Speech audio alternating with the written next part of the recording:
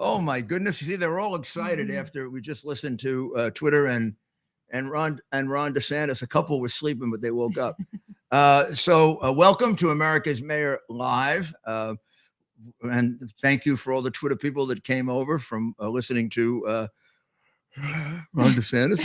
And I have with me Cara Castronova, who you've met before. She's an investigative journalist. She's on Wise Guys, which you know is one of my favorite shows on Newsmax, with John Tobacco and his team, in which they take complex issues like what we're going to talk about right now. And somehow they discuss it in a funnier way, and they seem to have a lot of fun. I actually enjoy going on the show because it's a lot of fun. But so first, I just want to ask you two things. First, I just want your impression, because you came in toward the end and of the announcement. First, did it make sense to do it on Twitter? And two, what kind of impact do you think it had? I'm talking about the DeSantis kind of unique announcement. I think he should have done it like on TV, where people could actually see his face. I think he did it on Twitter, thinking to himself, Twitter helped Trump get elected, so maybe he'll do it with Twitter Space and he'll gain more followers. But for me, listening to him isn't that exciting. It made me just think to myself, I wish Donald Trump would do a Twitter Space. I'm not the biggest DeSantis fan. I have to learn more about him. I'm looking forward, I guess, to the primaries. Of course, I'm a Trump supporter and I want Trump to win. I see. Okay. All right. But I mean, it's interesting. It's not something that would have switched you, that would have a chance of switching your opinion. No, it makes me wonder why Elon Musk is endorsing Ron DeSantis. I think it's weird. That's what the first thing that came to my head. But no, it didn't make me like him more or like him less. It's kind of like yawning. Right. Yawning. And I don't know that he endorsed, right? I know it kind of is in effect kind of a show of support, right. But I do think he made a point that he wasn't. He has said, I thought he in the past. I thought he said he supported. I get it, in effect, right? And so it's basically an endorsement. But let's wait and see if he's willing to have other candidates in the Twitter space. Hopefully. Oh, I think he has said though that he does support Ron DeSantis. He took it back. I thought he did, but in any event, it looked that way. It certainly looked that way, and I thought that was the real upside for DeSantis in doing it this way, to have one of the most popular guys as far as Republicans are concerned. Right. I mean, the only guy more popular among Republicans is Trump, and he's not going to get Trump. Right. I know that a lot of women I know don't like DeSantis, believe it or not. They say, I mean, a lot of women I know actually like Trump, but a lot of women that are conservatives say that there's just something about him that they don't really like. I don't know what it is. It's like not a tangible thing. But well, I mean, he had a very deep decline without being a candidate. Remember, he was basically tied or ahead of Trump about 3 months ago. Then the Bragg thing happened. And since then, Trump is way ahead of him right now. I mean, he's way ahead. It isn't like he's like 30 points ahead. Right. So this would have to be a come from behind race.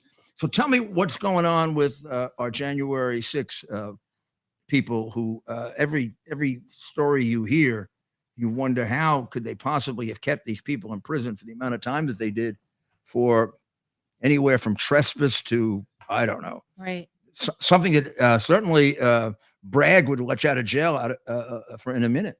No, yeah. A lot of January 6th are still in jail. It's been 2 years and a couple months now in pretrial detention, which obviously is unconstitutional. Yeah, people who smash people's head against the subway and bloody them up and knife them are out. Yeah, it's crazy. Like the craziest part, and you know about this, is the change of venue. The fact that they haven't gotten change of venue in Washington, D.C., when 92% of them allegedly voted for Biden and have been, the jury pool is so tarnished down there in D.C. And they basically have the decision made before the jury has a decision made before they even get to court. So that's frustrating. And so many lawyers have appealed and tried to get the judges to recuse themselves, and it's been impossible. But the way I look at it is the judges are totally being influenced by the Biden administration, which is obviously unlawful. There's 3 branches of government for a reason, and the judges are acting political, and that's not right. I mean, there's not a single judge that's acted fairly in all of this. And a lot of it has been exposed as exaggeration.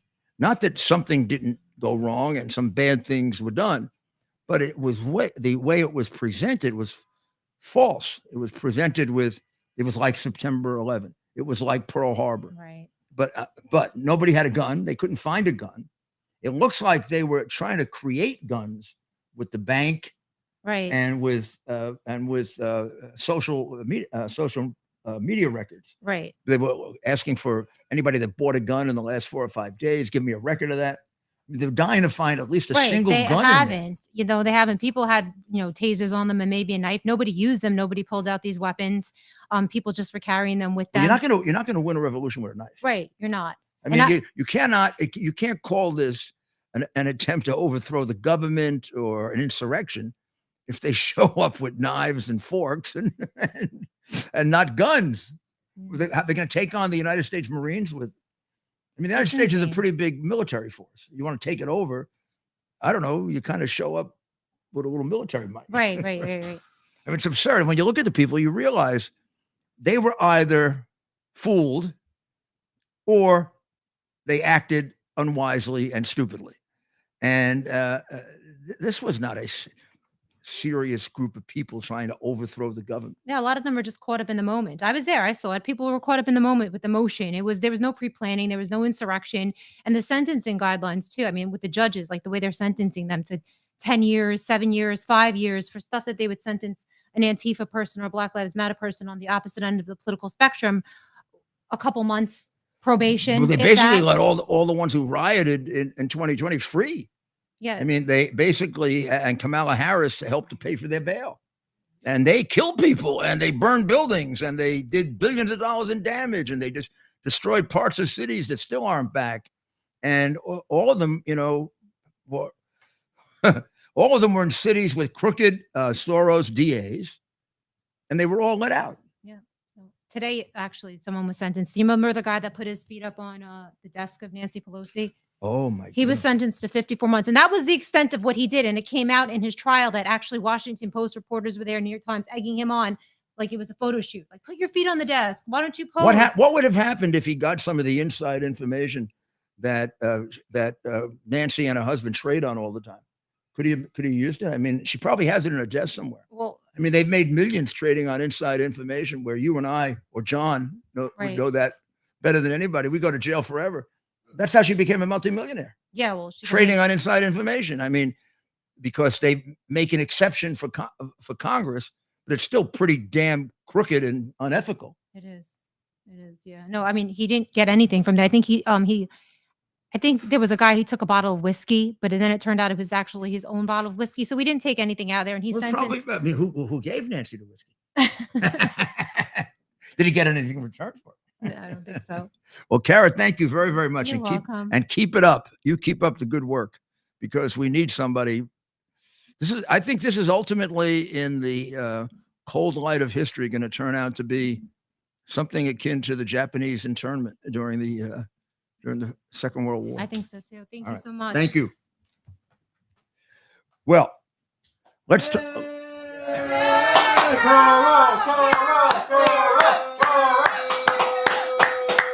How about before they go and feed themselves, we asked John to come in and get his take, because this is an immediate reaction to an extremely unusual announcement for President of the United States. So, John, you've been through lots of campaigns like I have. You've seen lots of announcements.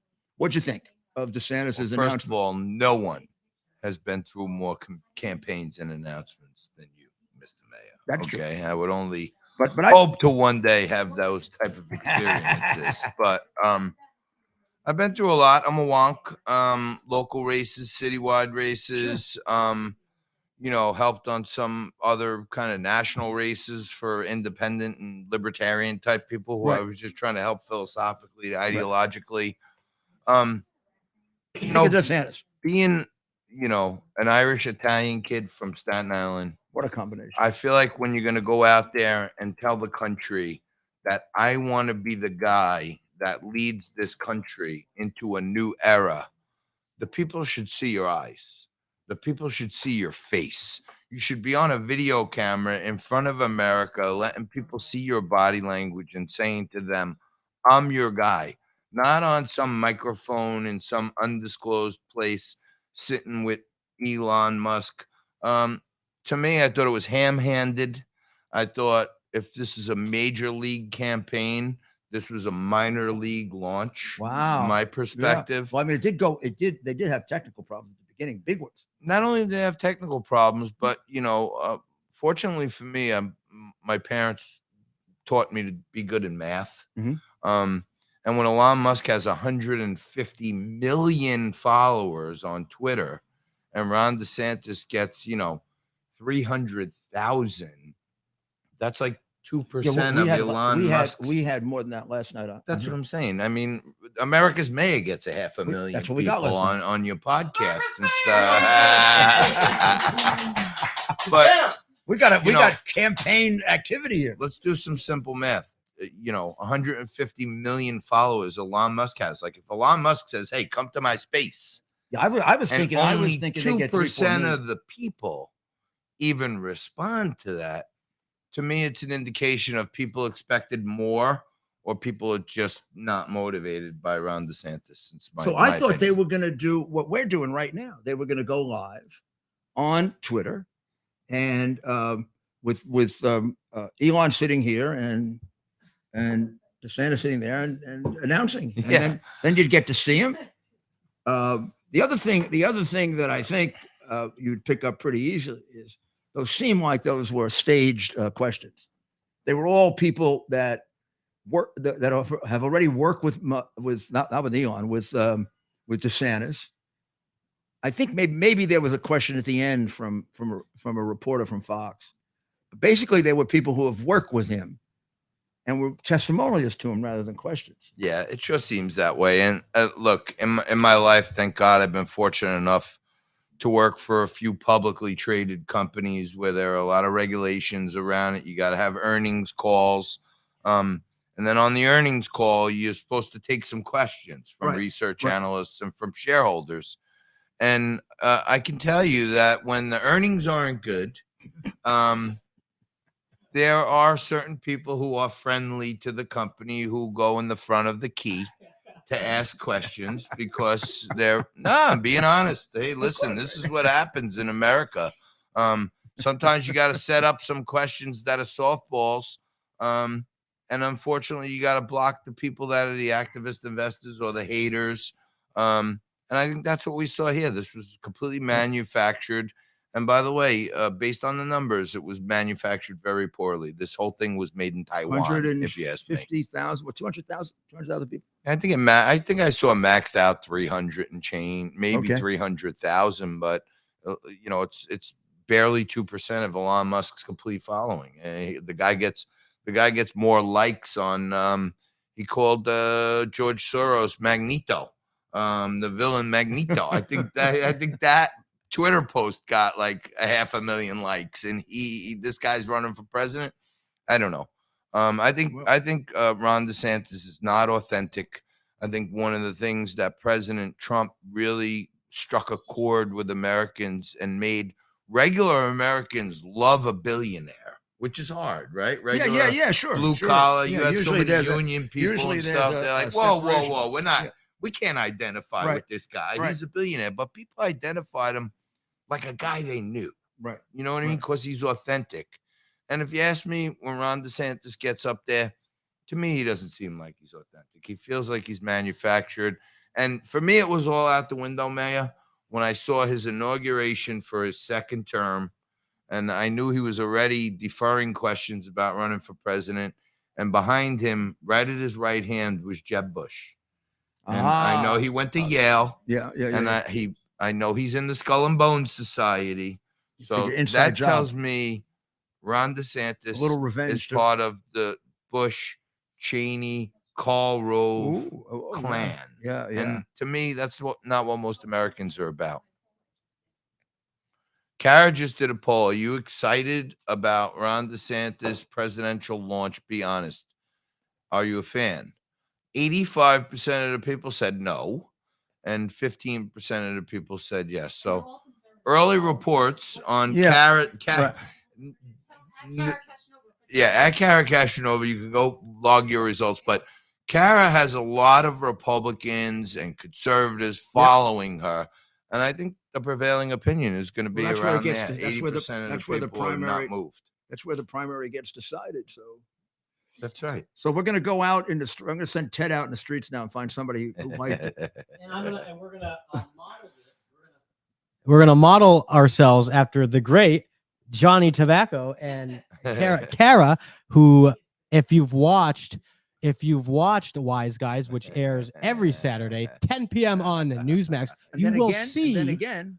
it re-airs. Re-airs on Sunday at 3:00. This week they added a new re-air because they're trying to see if the Wise Guys have appeal to the late night audience. I So, bet they do. I would think yes. Wise Guys ran at 11:30 p.m. this Sunday for the first time ever with no promotion.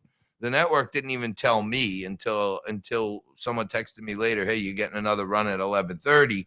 I'm happy to say that it was the highest rated Sunday in 3 months with no promotion. So maybe America wants to see Johnny T Comment and below. Kara Do you and our want to see friends more? think at you would- night I against think it- Gutfeld? That's what I want. May I? Yeah. I was about to say that. You'd make a great 11 o'clock show. That's what I'm hoping for, and hopefully I call my crowd out there, my crew, my people. Oh, I think you'd be a great. Wise Guys Nation. Hopefully, Wise Guys Nation will keep growing like it is, Yeah, and particularly with Newsmax. this movement of people away from Fox. This would be just the time to do it. Yeah, 11 o'clock is the place where Fox still has a stronghold with Gutfeld, and he's unchallenged. And you And have on Newsmax, you do a repeat then, right? I think they run a repeat of Rob Schmidt for the West Coast audience, but the tried and true Yeah, viewers who watch the Well, you're whole not gonna- prime time lineup, maybe if they see a something fun. a little paisan from Staten Island along with some really brilliant people talking about stuff in a fun way will make a difference. Comment below if you've watched Wise Guys. Let us I know your love thoughts. Ted. And Johnny T and Kara will be sure. Johnny T for 11 o'clock. That's like the game show. The announcer, you Right, don't say is a Johnny T, you're the next contestant. The on mayor- Mayor well, the Live. mayor's Come ratings- on down. The mayor's ratings have been consistently going up. We want to keep that trend going. Yeah, So it's of best course.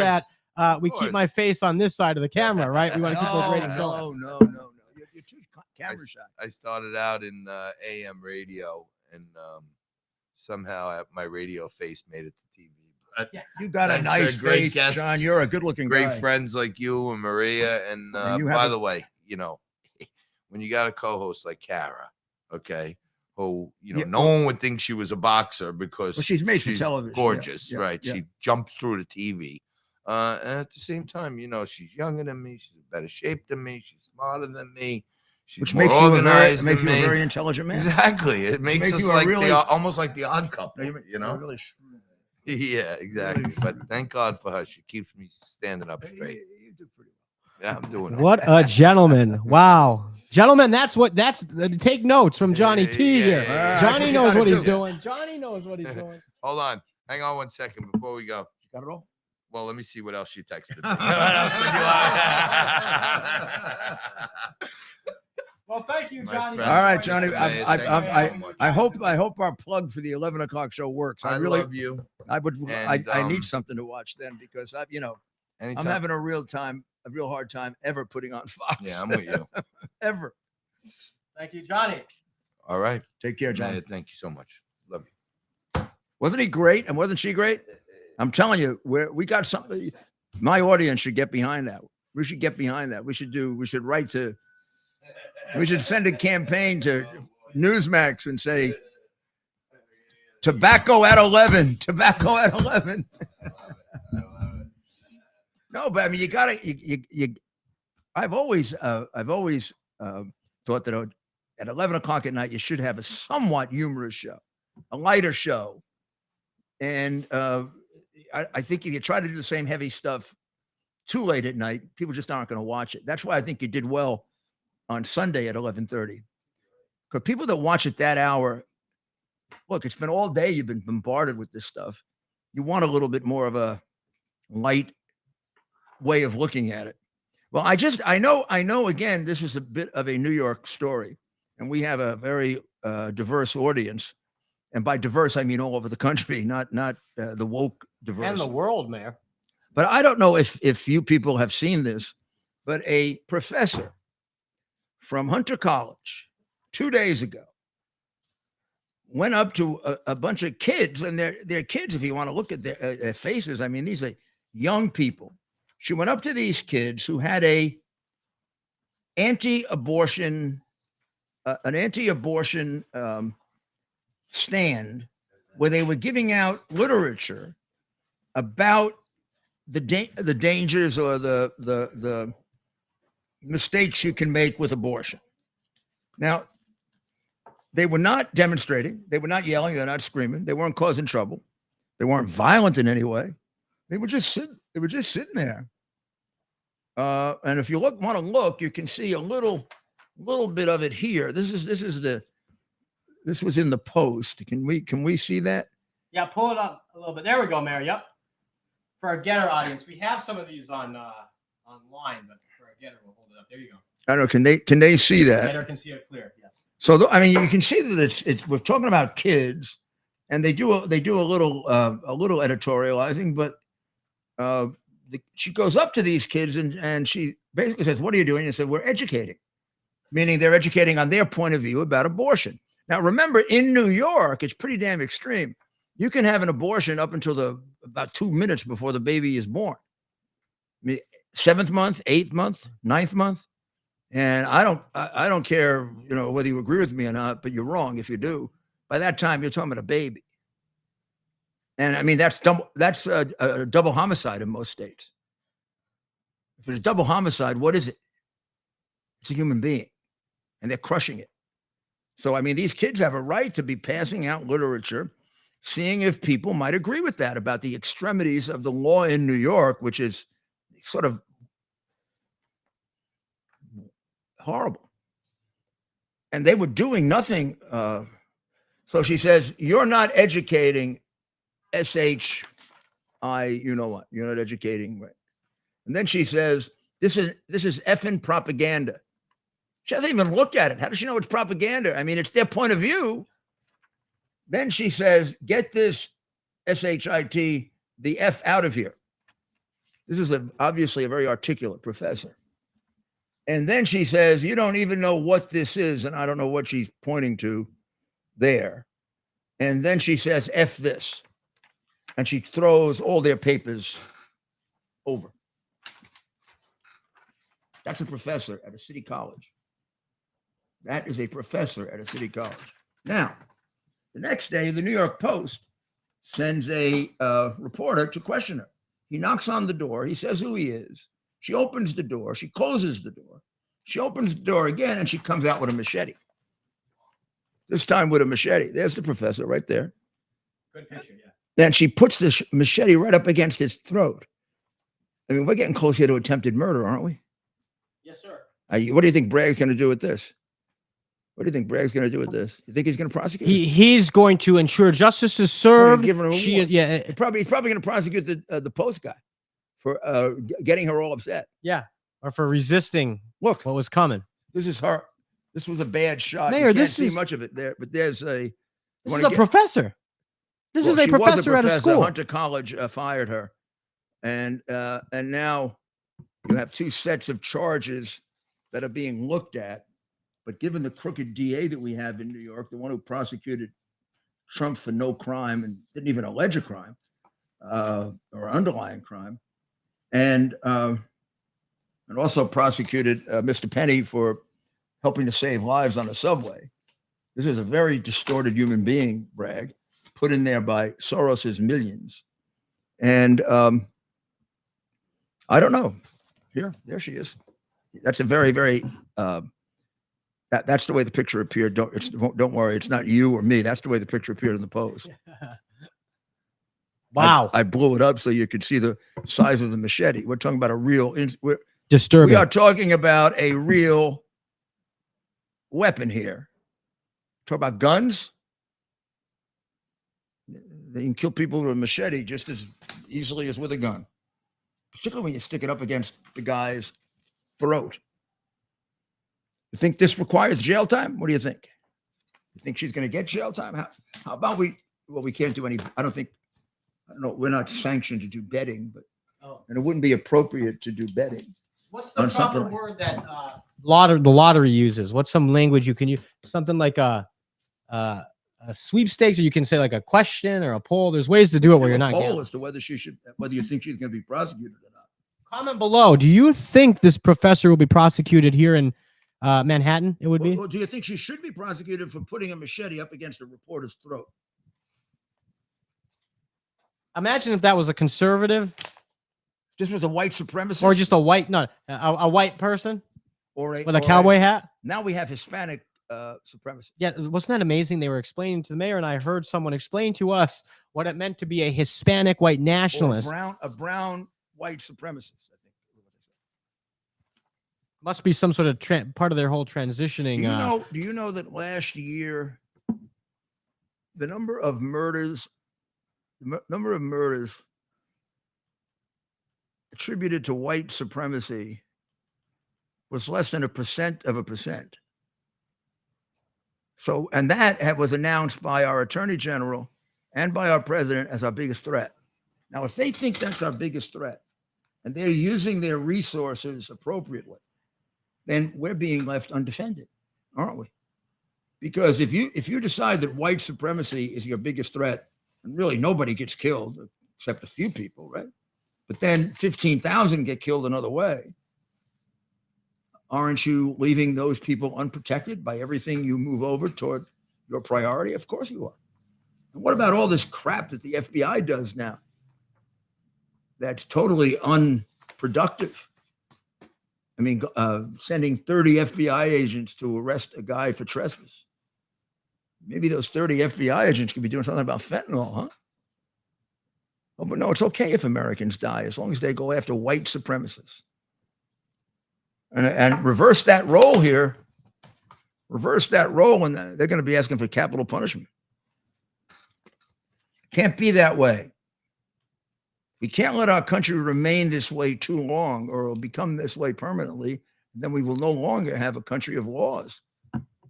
We'll no longer have a country of fair treatment for everyone.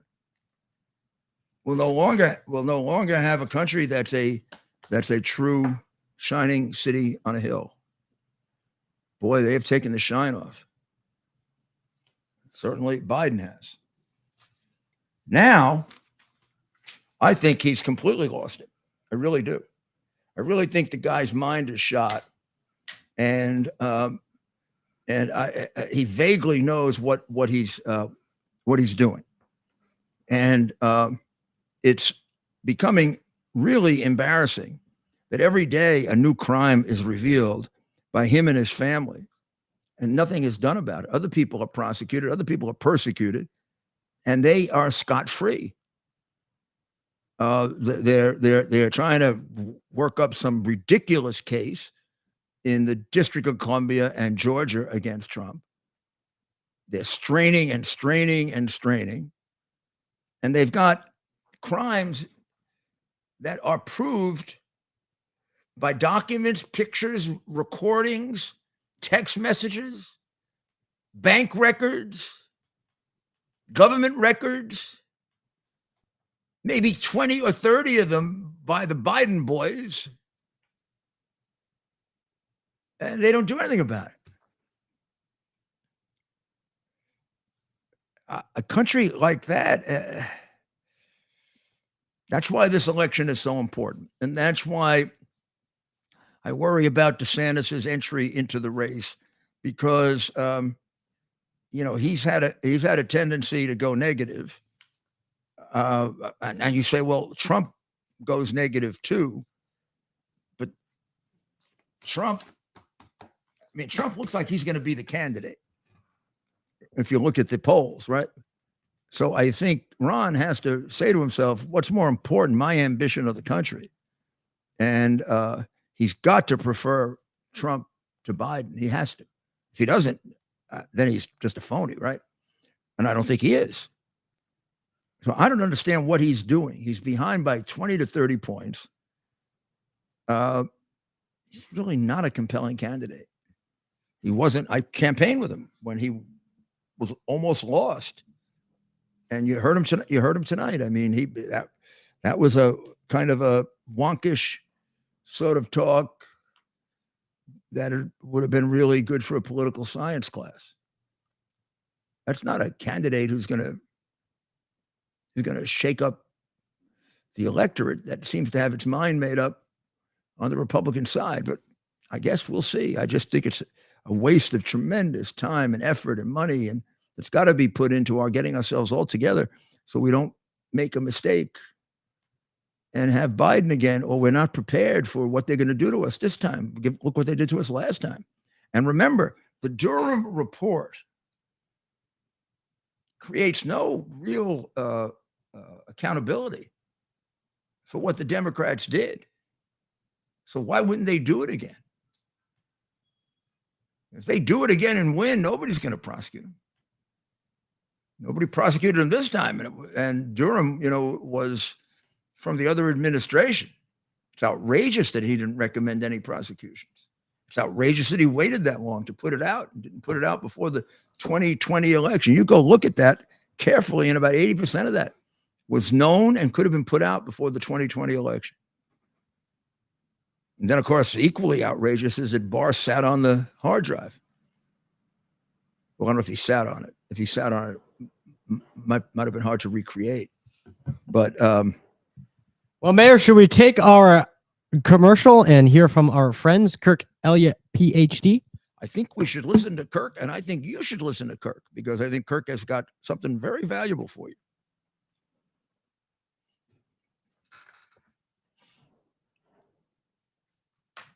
Faith and family, freedom and finance are four things that we would do anything to protect. I trust the team at Kirk Elliott, PhD, Private Advisors, with providing the advice and sound strategies to take advantage of the inflationary pressures, the high interest rates, and the international challenges we face today. The Kirk Elliott team, with over 29 years of experience, shares our values and believes in people over profit. They can help you protect your finances from the big government policies that are out of our control. So what's in our control? The decision to act or not to act is within our control. I encourage you to act. Call Kirk Elliott, PhD, Private Advisors today. Start working with a team that will help you protect your retirement assets with gold and silver while sharing your desire to protect your faith, family, and freedom. Call them today, 720-605-3900. That's 720-605-3900, and tell them Rudy sent you. Or simply fill out a request for a free consultation at kirkelliottphd.com/Rudy. I mean, so much of it is covered up. So important. We're back on, Mayor. We're back on. Okay. Well, I want people to hear something that is oh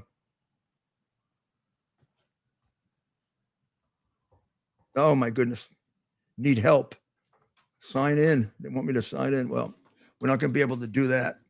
So, and continue what we're doing. So I think it is, it's really important for us to take a look at what's going on at the border from the point of view of why are we being inundated, and how can a president allow people just to come over a border and not try to stop them before they come in? There is apparently no attempt to stop any of these illegals from coming in. And you have all these Democrat mayors, including Adams, yelling and screaming they want money. Adams wants to get them jobs, so more of them will come to New York if he gets some jobs, because they have a choice of jobs or welfare. We'll see how many select jobs. But in any event, I mean, he does so much for them that New York, Adams has made New York the most attractive sanctuary city on purpose. And now he's moaning and groaning about the fact that he's got so many. Should have thought about that a year ago when he decided they should all get health benefits, and when he decided that they all should have a lodging, and when he decided that they all should get welfare, and when he decided that he would sign the city council bill allowing non-citizens to vote, and when he decided that maybe they could help send people to college, and when he decided that, I mean, we go on and on and on. And even now, he's talking about Biden's got to do something. I don't know exactly what he wants Biden to do, since he wants money so that they can work. Well, if they're also going to get jobs, you're going to get a whole bunch more that want to come in illegally. The Democrats have created this unbelievable emergency and catastrophe because of their liberal ideology, their left-wing ideology, their Marxist ideology, and their basic unrealistic view of the world. And they're crushing New York City. There are 70,000 illegals in New York right now, invited by our mayor and led over the border by a president who doesn't realize he's supposed to enforce the laws of the United States. And Adams doesn't have the guts to say that you want the answer to it? The Democrat mayor should stand up and say, stop them from coming in. Do what you're supposed to do. Do what Trump and other presidents did. Stop them from coming in. Make an effort. Maybe you can't stop all of them, but you don't have to have the records that you've been setting. And finally, please understand that this group is not vetted. They're sent to your community and nobody checks them out except the Mexican cartels on the other side of the border. They check them out. So what do you think you're getting? Not all bad, but all you need is one and you got somebody dead, right? So, Ted? That's right, Mayor. We haven't heard from you. What did you think of tonight? And I thought it was an interesting decision to go without a video component, Mayor. I would like your reaction on that. well, I expected there was going to be one. I thought it was going to be like what we're doing similar to what we're doing right now. Yeah, right? Either them sitting next to each other or remote or whatever. And when it was just audio, I was thinking, my goodness, this is like Biden in the basement. Right? We can't get to see him. And why not? I don't know. I think John made a very good point. He likes to look in the guy's eyes. I mean, he doesn't want to be president. And there are questions as to why he's running. There are questions also about why the hell did he run for governor if he wants to be president. I mean, I know a lot of these people do that, but that's pretty damn sneaky, isn't it? You run for governor and I mean, sometimes it happens that you run for governor and then, things happen and you become a very popular candidate. But there was talk about this, when he was running for governor for re-election. It was no secret that he was seriously considering a run for president. And maybe he should have taken the time off and made a decision with him and his wife. And if they were going to run for president, then don't run for governor. Don't leave your job undone. And I know, Mayor, you had gone down there, and I know you've told this story, so those that follow us closely know it already. But we have some new audience members tonight. We don't want to assume anything. We know what that makes a blank out of you and me, but we do have some new members tonight. Governor Ron DeSantis, 2018, he's behind in the polls by a large margin in the primary. What does President Trump step in and do? And yourself, of course. Well, he goes down, he does a rally for him, and then he grabs his surrogates and sends them all down there, including me, and says it's a priority to get him elected. Now, remember, before you even get to that, he wouldn't have been the nominee if he didn't endorse him because Putnam was ahead of him by 30 points or 20 points. And he had no money. Ted, why don't you put that in a little tighter? That little piece right there. I can see it sticking out a little. Good, perfect. Audio's good. I like to make sure that our Getter people are well taken care of. Yes, sir. There's a loyal bunch right there. Those Oh, have yeah. been on Getter for the past. So, Mayor, DeSantis is in. Talk about what an interesting kind of, I don't know if it's a conundrum that he finds himself in. We talked about it in the podcast. Check out our podcast, rudygiulianics.com. So we don't want to give away all of our discussion on the podcast, but generally speaking, it seems like a lot of the other candidates aren't attacking number one, President Trump, but actually going after number two. Well, they have to. I mean, the reality is, at this point, for anybody behind DeSantis, it makes no sense to go after Trump because you don't get to run against Trump until you get ahead of DeSantis, or at least you get competitive with DeSantis. So you got to pass DeSantis. It's like, you're the number 3 horse, the number 4, number 5, and number 6, and you got to pass the ones in front of you before you can get a chance to challenge the guy way in front. So I think most of them know that, and you can see that from the tenor of their remarks. The only one that doesn't seem to know it is Christie, but he hasn't announced yet, and he's got a grudge. He's working on a personal grudge here. What that was going to ask, why is he being mentioned as a potential candidate? Is that real? Because he says he's thinking about it. So I guess that's fair to include. I mean, I don't know. And remember, Mayor, wasn't he at one point the front runner? Was that after? So leading up to 2012, right? People were talking about this governor, this brash, tough governor in a Democrat state. He was the front runner in 2015 and going into 2016. I'm sorry, 2013 and 2014. Yes. He was the front runner against Hillary before Trump ever even was thought about. But then Bridgegate happened, and Bridgegate knocked him out, and he came back anyway and ran. But I mean, he was never the same after Bridgegate. Isn't that amazing? I mean, he, like you said, and maybe Governor DeSantis was kind of looking at that as an example of where, look, if the window's open to run for president, you take it. There was talk of him running in 2012, which would have been very premature for him to run in 2012, Christie, and that's the one that they say he missed. That's when he should have run. Then, of course, Bridgegate wouldn't have happened. But Bridgegate wouldn't have happened. I mean, Bridgegate, I do think, in fairness to Christie, was a setup, but a setup. Explain. Well, what was it? I mean, they played some of his people played a political trick on a guy who I guess they felt double crossed him or didn't come across the way he should. It happens in politics all the time, and of course, the New York Times made it into a big deal because Christie was the front runner, and I knew. I think I told them, a couple of weeks. The Times read an article, or somebody wrote an article saying Christie has the only chance of beating Hillary. And I said, boy, they're going to try to take him out. And of course they did. They tried to take him out, and they did.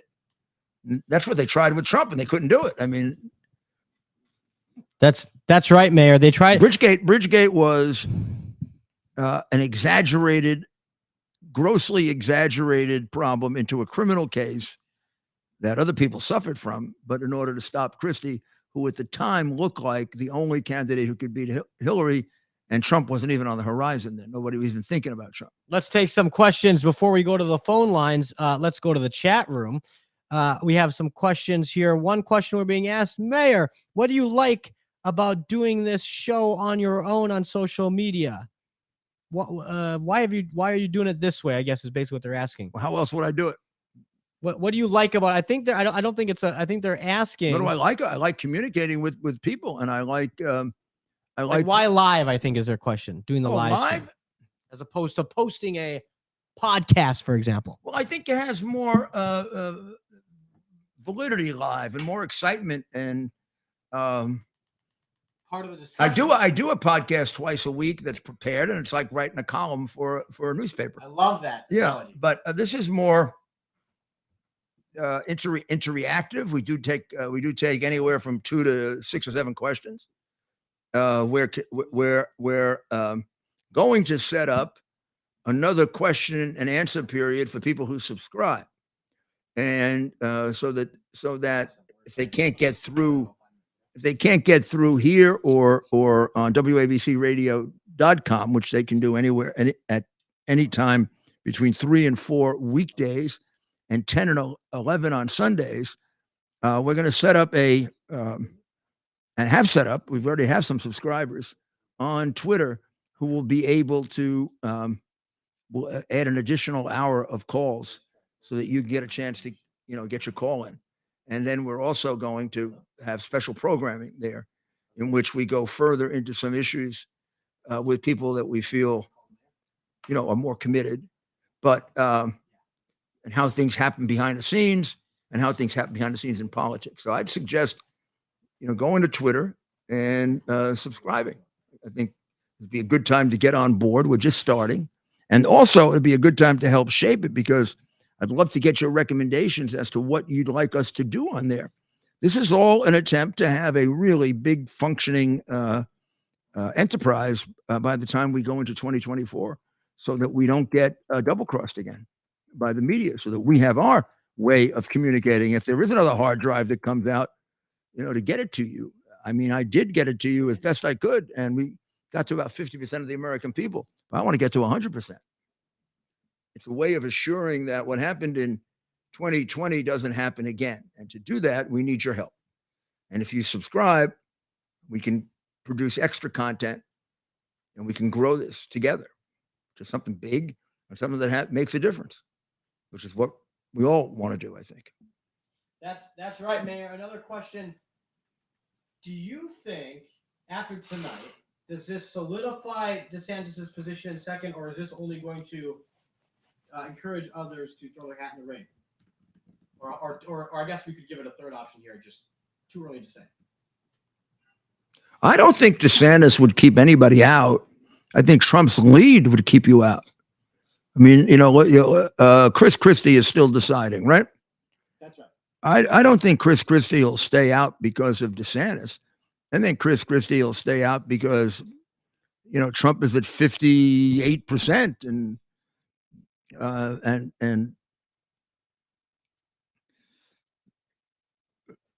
let's put it this way: if Trump weren't in the race, I think a lot of people would join the race and feel they could take on DeSantis. That's a very good way of putting it. Yeah, I think, for example, I think Cruz would run if he had to take on DeSantis. I think Christie would definitely run rather than Threatened to run. yeah.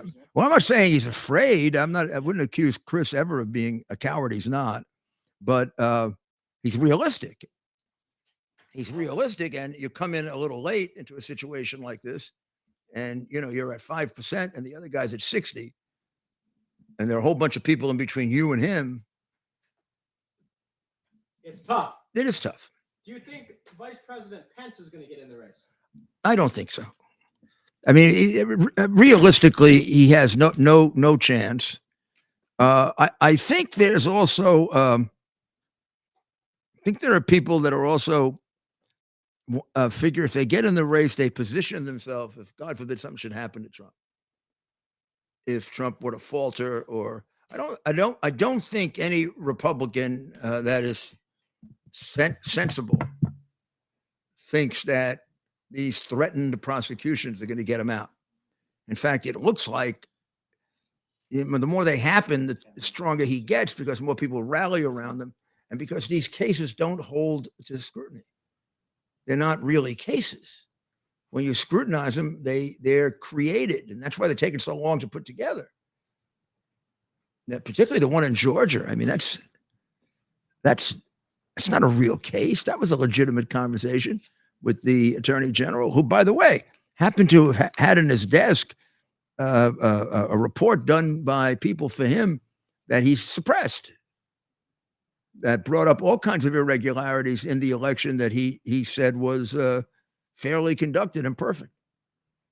So this guy knew that there were problems, and Trump was basically saying, with all the problems and all the votes that are in question, you can't find 11,000. What the hell's wrong with you? He wasn't saying to go invent it. He was saying to go look at them honestly and fairly. And by the way, and he didn't say this, but in Georgia, they never allowed us to look at the ballots. They fought like hell. They left the guy waiting all night so he couldn't get to see any of the ballots. Well, when you don't show me the ballots, as an ex-prosecutor, I figured there's something wrong with those ballots. Well, Mayor, you want to take our first call of the evening? And before we do, I want to remind people to go and also, when they make their call to Kirk Elliott, PhD, that they also go online to mypillows.com/Rudy, pick up a pair of slippers, sheets, blankets, whatever else. But I like the slippers and the robes together. Huh? Well, Mayor, let's go to our first call. And we're going to go to Cynthia. Cynthia is calling us from the great state of Washington, Spokane. Is that correct? Hello. Hello, Cynthia. How are you? I'm very well, thank you. I am very honored to be speaking with you, sir. Well, thank you, Cynthia. What would you like to talk about? My friends, my family, and myself, we find it extremely bewildering the lack of integrity in this administration and the FBI. And we, what if it's, we just wanted to share our feelings that we can't quite understand them.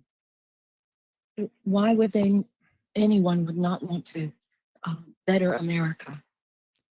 And it's such a blessing to listen to you, to hear the truth. Well, thank you, Cynthia. That's what we're on for, to tell you what is kept from you or what they lie about. And I am equally distraught over the condition of the FBI. I spent a good deal of my life working with the FBI. I've got an award right over there for being the G-Man of the Year from the FBI. Ted, can you see it over there? That's right. We'll zoom in on it right now. No, you don't have to zoom in. Just bring it over here if you can get it. Okay. Want to do that? Yeah. So, Cynthia, I know what has to be done, and I'll tell you what has to be done. In fact, I was hoping I could get to ask a question of Mr. DeSantis tonight. Really, quite legitimately, what would you do about the FBI? They have to be reconstructed, certainly at the top, because that's where they're rotting from. They're rotting from the top. The headquarters and the Washington field headquarters seems to be the place where all the problems take place. And the problems are really obstruction of justice,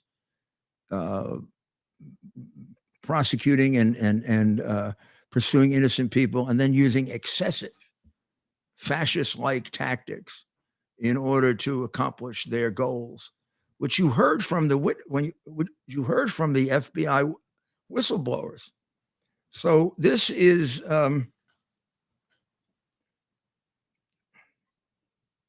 Rudolph Giuliani, Rudolph the Award for Distinguished Service, FBI, 2014.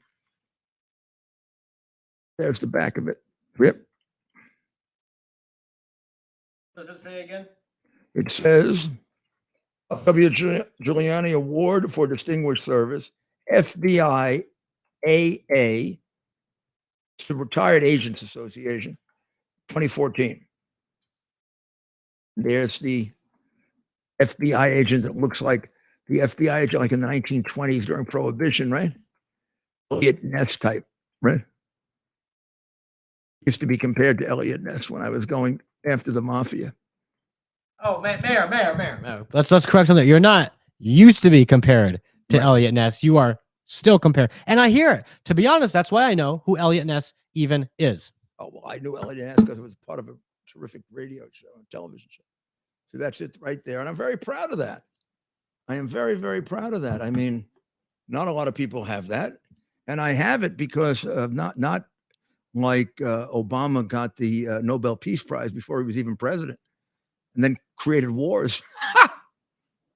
Started killing people, bombing all those people who we should have been questioning. But, and let ISIS grow again. ISIS was the JV. Well, since he thought they were the JV, they became the major leagues, and Trump had to put them down. Boy, you don't want Democrats anymore. But I mean, look at this. This is the same FBI that walked into this apartment a couple of years ago and raided it. And my law office, which I found even more unbelievable, my law office. And they have since sent a letter to the grand jury saying there's no evidence that I committed any crime.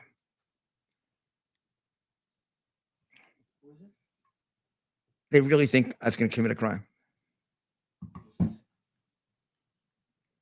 So what has to be done with them is the entire upper echelon gone.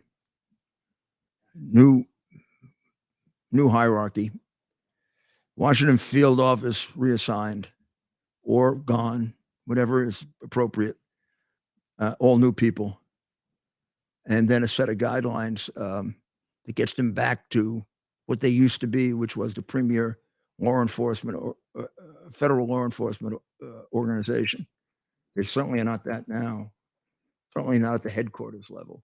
And their priorities are so skewed that it's hard for them as an organization beyond the crooked ones to really succeed. I mean, they're working on a political agenda, going after parents who are complaining about the education of their children or the mutilation of their children. That tends to take your resources away from the real priorities. And there's plenty of crime in this country, both political and violent. And the FBI is literally doing nothing about it. That's right, Mayor. That's right, Mayor. And let's take another call. Not to confuse you, Mayor, but we are now going to go to Virginia, who's calling us from Idaho. Oh, I thought you were going to say Virginia is calling us from Virginia. No, Virginia is in Boise. Hello, Virginia. Oh, Boise. I like Boise. Virginia, are you there? I'd like all of you to know out there, I've been in most places in the United States and also in 100 and Virginia, can you hear us? We'll give it countries. one more second here. I traveled a lot between the time I left being mayor, ran for president, and then before now. All right, let's take our next call. Who do we have here? You're live on the air. Thomas. Thomas is calling back from Washington, D.C. Thomas, you're on with the mayor. How are you? Hey, Mr. Mayor. What's up, Thomas? Hey, I'm calling to ask, should it be legal to bury your cousin like you did? Well, it is legal, what I did, and it was 56 years ago. And I would hope you have something better to do than to question me about something that happened that was quite legal. Second cousin once removed, thought she was my third cousin. She's a wonderful lady, wonderful woman, still a friend. And so I've answered that now twice. And it was 53 years ago. You want to ask again? Jerk. Imagine that's what you have time to do. We've got like massive problems. You want to challenge me on some of my positions on the debt ceiling or on American foreign policy or China? Come on, have at it. I've never. The FBI tried real hard and they searched out 20 years of my life and they couldn't find anything to prosecute me for. So maybe that's kind of a useless endeavor to keep doing that and to keep lying about me. I mean, it's unbelievable when you support Trump, what they do to you. I mean, they tell the worst lies about you. And if you answer them, you just dignify. People who know me know who I am and what I've accomplished. And I'm pretty comfortable with that. And jerks like that just don't bother me. Ted knows. What's your name? I'm going to introduce you right now. Ted's having a conversation with somebody. Cynthia, where are you calling from? I don't mind, when people get through who do that. I used to do the Bob Grant show when I was much younger, and people were much worse then. We don't I don't think they understand, Mayor. Yeah, you actually enjoy it. It obviously gets annoying when we're having a good discussion. I only dislike it because it takes time away from the people who have legitimate questions. Exactly. And if we're supposed to put more safeguards in place, and it takes away from what we're trying to do. Yeah, but so we don't get that much of it. So All right, so we have Cynthia in Florida. Cynthia, you're on with Mayor Giuliani. Oh my, hello. hello, Mayor. Cynthia. How are you? I'm very well. It's an honor to speak with you. Well, it's wonderful to talk to you. So what would you like to talk about, Cynthia? Well,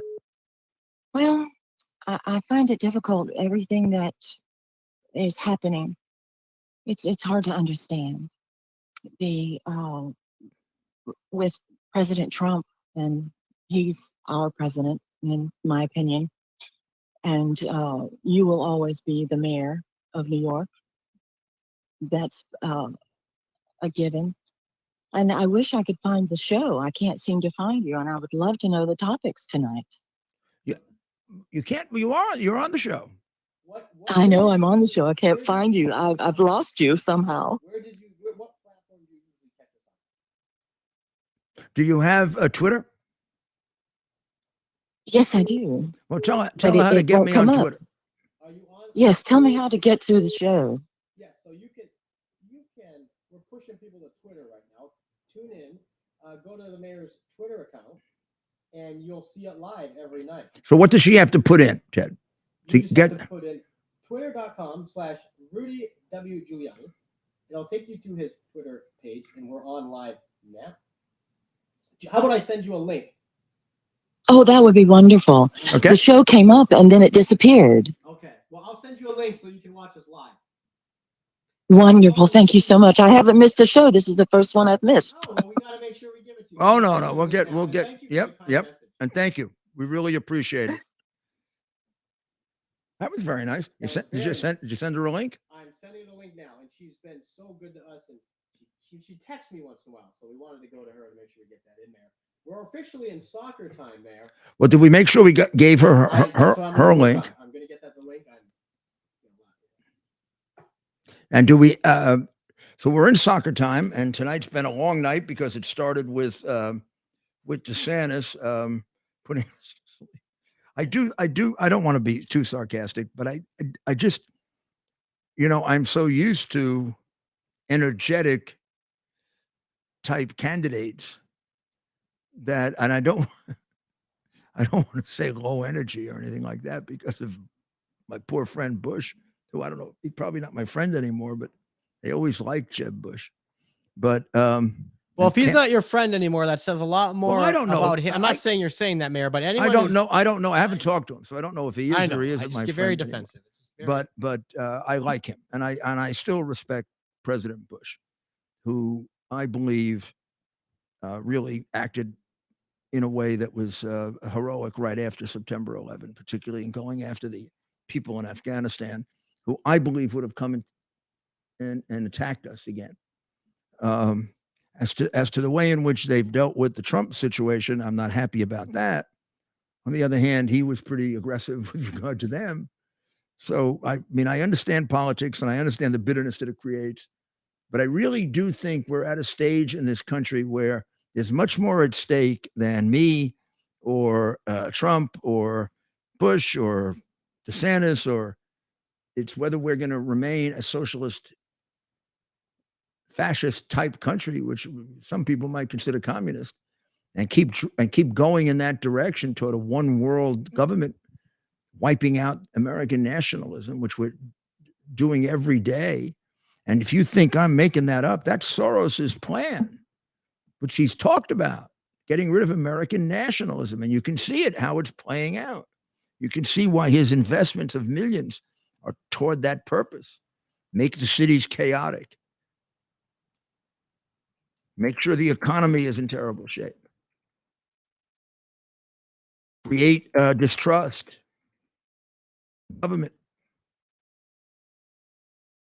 Drag down the history of the country and the culture of the country. That's what communists do all the time. That's what the Cultural Revolution was all about in China. But go ahead, Chet. Mayor, we've got a really good question. Go ahead, and then we'll. It is wrap up. it's a big hypothetical, big maybe. I think Okay. that's the first thing you'll say here. Will MAGA get behind DeSantis should he win the primary? That's a tough one. First of all, I know what you're going to say. Well, first of all, I will. There's no doubt about it. I will.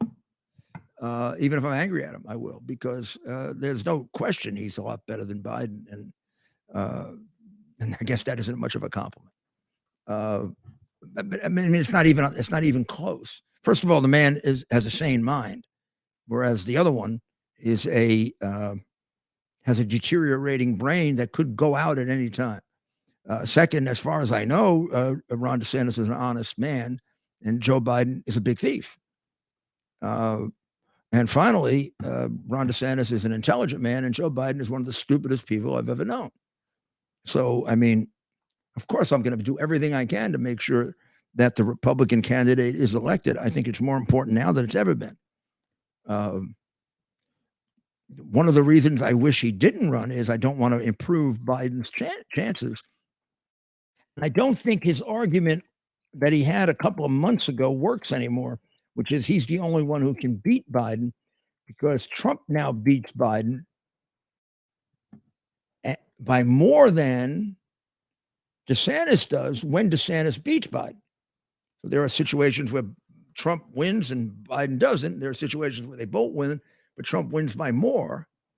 And there are situations where Biden is ahead by a little, but he's ahead of Trump by considerably less than DeSantis.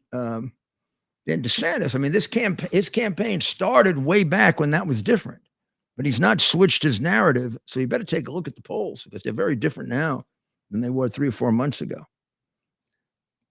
So hypothetically, what would the MAGA people do? I do hope and I believe that President Trump would support him if he were the Republican nominee, because I think he has the same views of any kind of continuation of this crooked Democrat regime as destroying the country. But more important is, how about his people? His people make up their own mind, and they're sensitive because he's been attacked so much. And on the other hand, there are no group of people that are more worried about Biden and the Democrats and what they might do. So I guess the short answer to it is he's probably going to lose a little, but ultimately any Republican that runs like a Republican will be able to rally them. Yeah, I think they will. I mean, I know my friend Michael Goodwin basically wrote a column which said that if Trump were to lose the primary, he and his supporters would not support DeSantis. But I don't think that's correct. And of course, Mayor, I don't think those of us that know you. And I certainly would do everything I could to try to make sure that wasn't the case, because it is, and again, as I say, it's so important to beat, first of all, to beat Biden or any other communist they put in that position. Well, and of course, Mayor, I'm not surprised by your response, knowing what you know about the Biden family. Knowing what you know about the Biden family. This is not a cliche.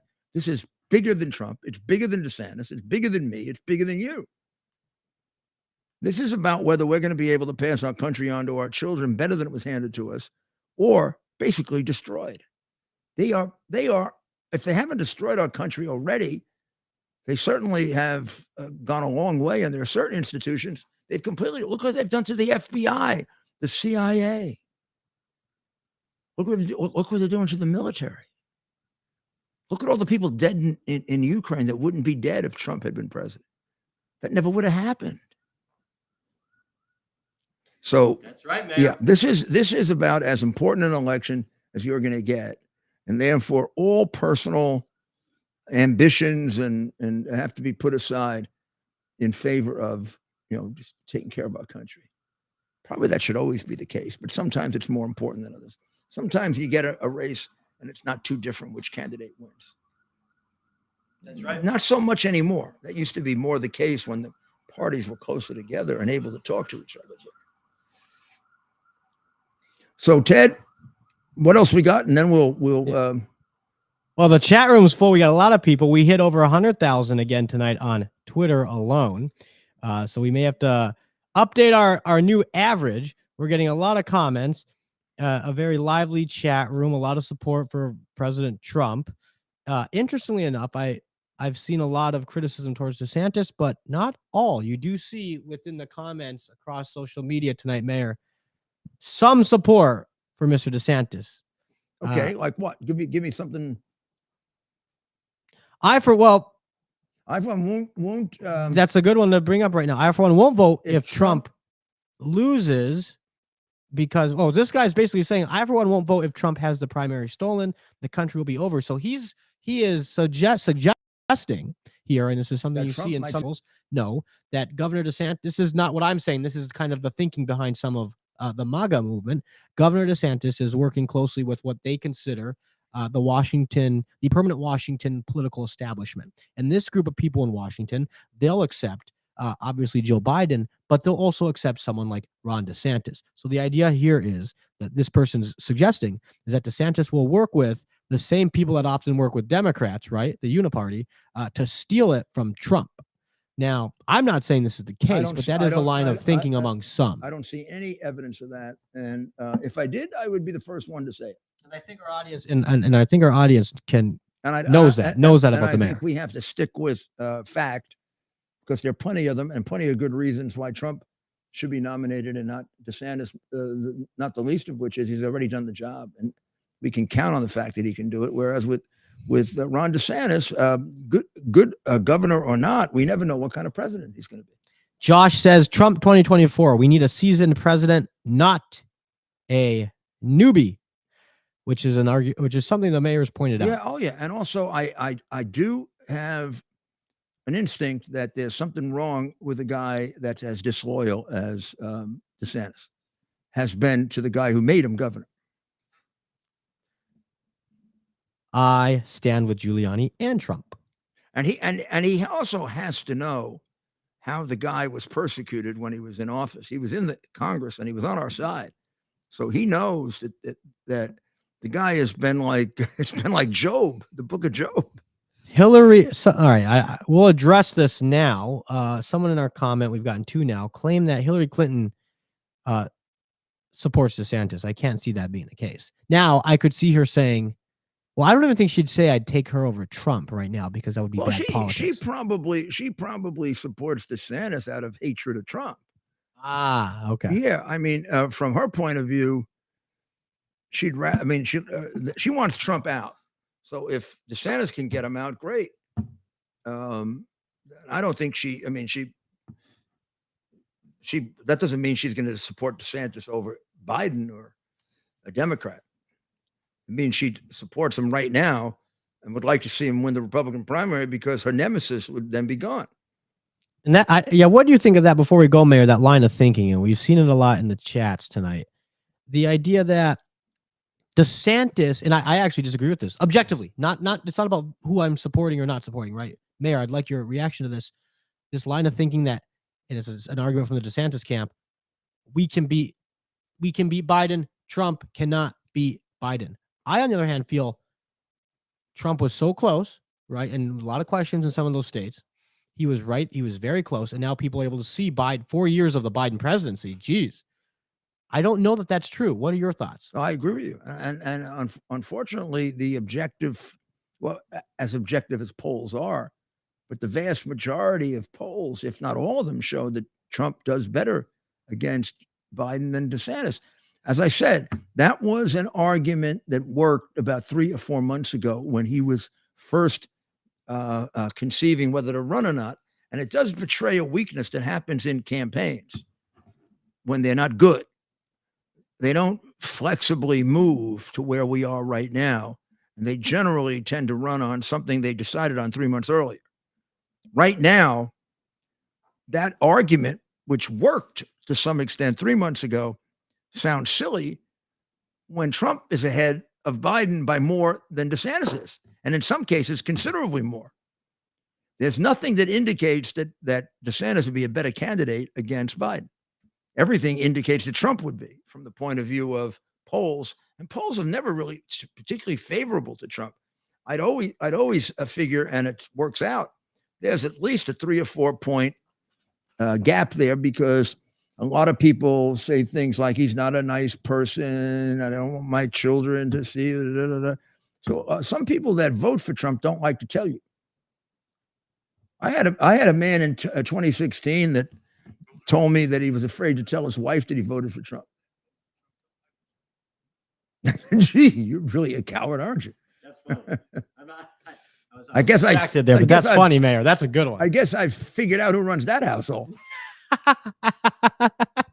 You vote for Trump and I'll beat the crap out of you. It's something else, right? It is interesting how Trump has. Well, it's become so personal. Yeah. It's almost hard to conceive of a couple where one was for Trump. I mean, That's what I'm saying. it's hard to conceive of a couple where politics is important. I mean, if politics is like not critical in your life, or the people who don't vote, let's say, or vote occasionally, then maybe people don't feel as strongly and they can beat Trump or Biden. But in this kind of race, I can't imagine people living together, one for Trump, one for Biden. I That's a can't. very good point. That's a very good Probably point. shouldn't be that way, but I think I'm being realistic, aren't I? I mean, I think so. And isn't that interesting? I'm going to really think about that. What couples do I know that are split right now? and That's what- remaining together. remaining together is the key, of course. This of might be course. good for the divorce lawyers. Who knows? Yeah. We might have an episode. Look at the How to families, s- the how to families stick that to- can't have dinners anymore. Is your spouse That was a at Thank- Biden that was supporter? at Thanksgiving, they were giving people advice on how to get through family dinners when Isn't that amazing? don't bring up the subject. If they bring it up, try to change it. And how damaging is that for a society? Oh, don't bring up politics at the dinner table. I think Yeah. that's a crazy thing to say. God, my family never had a Thanksgiving. What would you talk about? Politics. Yeah, I know. That's what I'm saying. If you couldn't talk And politics, what would you talk about? we had a split Republican Democrat, liberal conservative. I'd be willing to even wager you I growing had- up had more Democrats. I had my mother's family was solid Republican. My father's family was split. And of my two uncles, one was very conservative, the one who was a police officer and decorated Navy officer. And the other was moderate Democrat. He also had a very distinguished war record in the Army. They would argue a lot. That would create lots of arguments about, oh gosh, it was in the days of Kennedy, Nixon, Kennedy, Goldwater, Johnson, that sort of thing. So, Mayor, how did just growing up? I wanted to answer this question, and I know we're multitasking. How did Italian Americans vote? Were they Republican or Democrat voters in the 60s and 70s? Italian Americans, like most immigrant groups, this would be true of the Irish and certainly of the Irish as well, who came a little earlier and moved on a little faster. Italian Americans tended to be Democrats when they first came over, and then made big switch to, I would say now, the majority of Italian Americans are Republican. There's any doubt about it. And they're certainly conservative. And on that note, Mayor, the fastest hour on the internet. Yes, We're well yes. past it, per usual. Well, thank you very, very much for joining us. You're really making this show a big hit. And I'm going to ask you to please do me a big favor and go to Twitter and subscribe. And then also give us some advice on what you'd like to see there. We're going to put extra content there. We're going to put some specials there. We're going to have very shortly, by next week, I hope, possibly the week after, a show that's devoted just to your calling and our having a chat, because it's small enough so that we can do that. And therefore, we'd be able to share a little more sensitive information in a smaller environment. And particularly with election coming up, I think you'd be interested in the stuff that we can discuss that way. So subscribe. I know you're buying it a little in advance, but the more we can get in, the bigger we can make it. It's sort of a game of having it raise the capital. So you really like making an investment in what I think is going to be quite a substantial information dispensing operation in 3 or 4 months. When you consider the growth that we've had so far, we literally started with about 8,000. And last night or this morning, by the time people listened to it on repeat and whatever, we were at 500,000 on Twitter. So let's see what you can do. It would really help if you paid, if you joined, bought the subscription, you go to Twitter, you can do it right on there. That's right. Head over to Twitter, hit that subscribe button, just $10 a month, and you're supporting everything the mayor's been doing, not just for the past 6 months, but for 50 plus years. Thank you. Good night, and God bless America. Faith and family, freedom and finance are 4 things that we would do anything to protect. Our purpose to bring to bear the principle of common sense and rational discussion to the issues of our day. America was created at a time of great turmoil, tremendous disagreements, anger, hatred.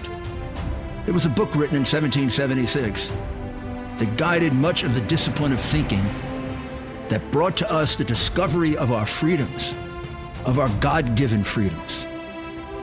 It was Thomas Paine's Common Sense, written in 1776, one of the first American bestsellers, in which Thomas Paine explained, by rational principles, the reason why these small colonies felt the necessity to separate from the Kingdom of Great Britain and the King of England.